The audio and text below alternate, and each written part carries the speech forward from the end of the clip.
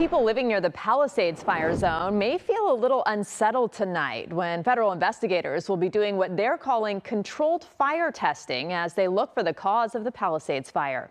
Only on KCAL, they're telling our Jasmine Viel exactly what we can expect. Agents with the Bureau of Alcohol, Tobacco, Firearms and Explosives unloading equipment near the Skull Rock trailhead in Topanga State Park. They are preparing to conduct a controlled fire test for several hours Tuesday night as part of their investigation into the origin and cause of the deadly and destructive Palisades Fire. All we're doing tonight is we're applying some testing to some of our hypotheses. ATF Special Agent and Certified Fire Investigator Matt Beals explains how they will ignite the fire in this metal bin with flames no larger than 15 feet at times. So the testing is going to involve a propane burner and propane gas. There's not going to be any solid fuels that are ignited. There's not going to be any sort of like controlled burn or anything along those lines. It's simply a steel propane burner. It's a little bit bigger than your backyard barbecue grill. He says this fire will help them narrow down their investigation to an origin of the fire and eliminate potential causes. Flame location, flame size is helpful to kind of, if you will, like replaying a movie in reverse, where you're trying to bring it back to its smallest spot, that you can do that within a reasonable degree of scientific certainty. Because this fire will be lit during the evening hours, ATF wants to let people know that they may see a glow right here in the hills behind me near the origin of this fire. The LAFD says they will be here helping to ensure the public safety and environmental protections. The fire department, most importantly, will be here.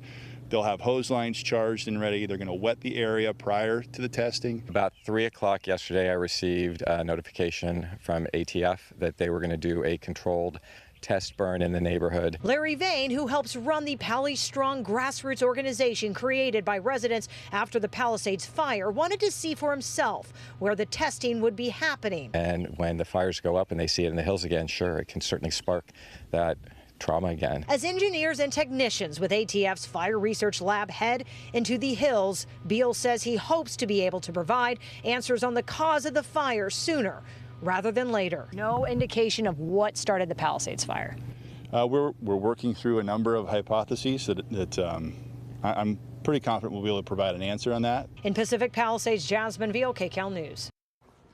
Let's bring in now KCAL News assignment editor Mike Rogers at the desk. Now, Mike, while they're trying to get to the root of the cause of this, there are some theories that are being investigated. Yeah, that's right, Pat and Rudabeh. And one of them is that a fire that actually started on New Year's Eve, New Year's Day, really, didn't fully extinguish and rekindled during the night or during the day of January 7th. This is video from January 1st. CBS News obtained a couple of months ago, rather. And this was when fire officials came to that podium and said that they were looking into that as a possible cause. The ATF took it over. Now, where you saw that video, fire in that cell phone video, this video here, which was shot by hikers, is all right there near that rock formation that you see from SkyCal. That is where Jasmine just was tonight, and this is where the ATF will be doing some of that testing. Now, the working theory is that 8-acre fire that happened on January 1st, while it was supposed to be 100% contained, may have still been smoldering, and then when the wind kicked up in the morning of January 7th, this is what happened, potentially. That is one of the causes that they are looking into, or the theories, rather, that they are looking into to figure out exactly how the Palisades Fire. As I mentioned yesterday as well, there is also a lawsuit against LADWP talking about a second ignition point, accusing DWP of having power equipment that potentially caused a second start later on, many hours after the initial start of the Palisades Fire. Of course, the ATF will be looking into that too to see if there was more than one ignition point in this, but certainly the primary focus is that initial potential ignition point, which theories are, and what they are looking into is that it was a potential firework fire that rekindled almost 7 days after it started, guys. Okay, Mike, thank you.